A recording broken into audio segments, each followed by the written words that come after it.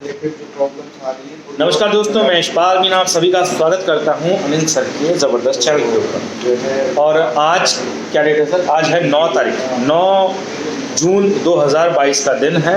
गर्मियों की छुट्टियां जारी हैं। आज बड़ा शुभ दिन है और यशपाल जी नहीं बोल पाए, आज गंगा दशहरा है। और गंगा दशहरा को ऐसी मान्यता है, हमने जो सुना है या पढ़ा है कि गंगा दशहरा के दिन गंगा जी हमारे यहाँ अवतीर्ण हुई थी और गंगा जी हमारे धरती पर पधारी थी, इसलिए आज गंगा दशहरा का बड़ा महत्व है। और अब आगे हमारे यशपाल जी कुछ कहेंगे। तो जैसा कि सर ने आज के दिन का एक रिलीजियस इम्पोर्टेंस बताया और ये बहुत ही ज़बरदस्त और बहुत ही बढ़िया पर्सपेक्टिव है। भागीरथ जी की लंबी तपस्या के बाद में आखिरकार जो है देवगंगा यहाँ जो है प्रकट हुई और ये बहुत बड़ी बात है। इसके अतिरिक्त अगर हम नॉर्मल इंसानों वाले लेवल के ऊपर जाके बात करें तो गर्मियों की छुट्टियाँ चल रही हैं और हम हैं फैकल्टीज़। सर मैथ्स पढ़ाते हैं, मैं पॉलिटिकल साइंस और इतिहास पढ़ाता हूँ बच्चों को। आप सोचेंगे कि हम यहाँ इस समय क्या कर रहे हैं। इस समय हमारे यहाँ एग्ज़ाम्स चल रहे हैं, बोर्ड के एग्ज़ाम्स चल रहे हैं, इसी वजह से हमारी यहाँ पे ड्यूटी है और कल बोर्ड का पेपर है। आज हम तैयारियाँ करेंगे बोर्ड एग्ज़ाम्स में आप बच्चों के वेलकम के लिए। बोर्ड का पेपर भी हमारे यशपाल जी का सब्जेक्ट हिस्ट्री है और कल किस्मत से हिस्ट्री का ही पेपर है और यशपाल जी आज हमारे इस चैनल पे पधारे हैं, तो इनका बहुत बहुत स्वागत है। और ये कुछ बताएंगे, बच्चों को कुछ टिप्स देंगे कि आपको कैसे कल के पेपर का तैयारी करनी है। हिस्ट्री के बारे में अगर हम बात करें तो हिस्ट्री का जैसा कि आप जानते हैं कि डेटा बड़ा लंबा होता है। बच्चे अक्सर शिकायत करते हैं कि हमें ईयर्स याद नहीं होते हैं। ईयर्स याद नहीं करने होते हैं, आपको मेनली सेंचुरीज ध्यान में रहनी चाहिए।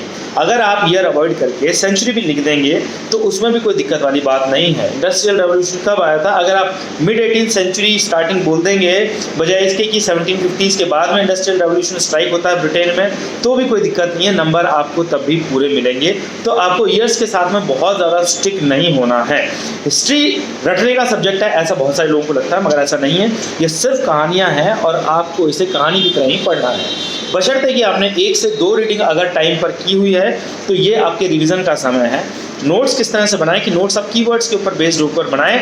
एक और एनसीईआरटी ना निकाल दें नोट्स के नाम पे कि आपने नोट्स में एक पूरी की पूरी किताब लिख दी, ये गलत तरीका है। सिर्फ कीवर्ड्स के अंदर नोट्स लिखें, बढ़िया से नोट्स लिखें। और अगर आपको और ज़्यादा गाइडेंस चाहिए तो सेंट विल्फ्रेड स्कूल में एडमिशन लीजिए, जहाँ इस समय हम कार्यरत हैं, हम पढ़ाते हैं। तो मैं यशपाल जी से निवेदन करूंगा कि कल पेपर है 12th हिस्ट्री का और वो कुछ ऐसे 2-4 टिप्स बच्चों को दे कि उनके पास एक दिन का टाइम है, कुछ घंटे बचे हैं और वो बच्चों को कैसे पेपर की तैयारी बच्चों की हो चुकी है। सभी बच्चे तैयार हैं अपने पेपर देने के लिए, नोट्स वगैरह सारे कंप्लीट हो चुके हैं कि अब हमको पेपर लास्ट मोमेंट पे भी विदिन 20 आवर्स में हमको क्या तैयारी करनी है और हमारा पेपर भी अच्छा हो और हमारी जो तैयारी है वो पूर्ण रूपेण पेपर में शो हो। सबसे पहली बात तो आप पूरा आराम लीजिए। पेपर में सबसे ज़रूरी है कि आपकी नींद पूरी होके रखी हो पहले से। अगर आप पेपर में पूरा सोकर नहीं आएंगे तो आप पेपर में ही सो जाएंगे और वो बहुत ही लीथल है आपके फ्यूचर के लिए। तो नींद पूरी करें, रेस्ट लें ज़्यादा से ज़्यादा। लास्ट मोमेंट पे अगर आपको प्रिपेयर करना है तो आप 2 काम कर सकते हैं। पहले तो मैप्स को तैयार कीजिए, मैप्स को सरसरी निगाह से एक बार ज़रूर निकाल लीजिए। दूसरा काम ये कर सकते हैं आप कि आप जो इम्पॉर्टेंट टर्म्स होते हैं, हार्ड टर्म्स कुछ हिस्ट्री के अंदर होते हैं, जैसे कि जो बौद्धिस्ट जो बुद्धास के टाइम का एक उनको जो है बोलते थे हम स्तूपास। तो स्तूपास क्या होते हैं? जैसे स्तूपा एक अलग टर्म है, तो स्तूपास के बारे में आपको पता होना चाहिए। स्तूपास क्या होते हैं? पिलर्स, पिलर एडिक्ट्स कौन कौन से हैं? इंपॉर्टेंट पिलर एडिक्ट्स स्तूपास जैसे कि सांची स्तूप है जो सम्राट अशोक के समय में बनाया गया था। इस तरह की चीज़ों को जो है पढ़ लें, छोटे छोटे डेफिनेशंस पढ़ लें। अगर आपको डायरेक्टली नहीं मिल रहे हैं तो आप आर्ट एंड कल्चर की बुक है, उसमें पीछे की तरफ ग्लोसरी दी हुई है एनसीईआरटी, वो भी आप देख सकते हैं। उसमें से भी आप ये जो इंपॉर्टेंट टर्म्स हैं इनको पढ़ सकते हैं। मेरी सलाह ये कि उसको ना रेफ़र करके अगर आपने बुक पढ़ी है, चैप्टर्स पढ़े हैं, तो इनमें से इन हार्ड टर्म्स को जैसे चैत्याज चैत्याज हो गए। तो चैत्याज जो है इंपॉर्टेंट टर्म है, इनको पढ़ लीजिए।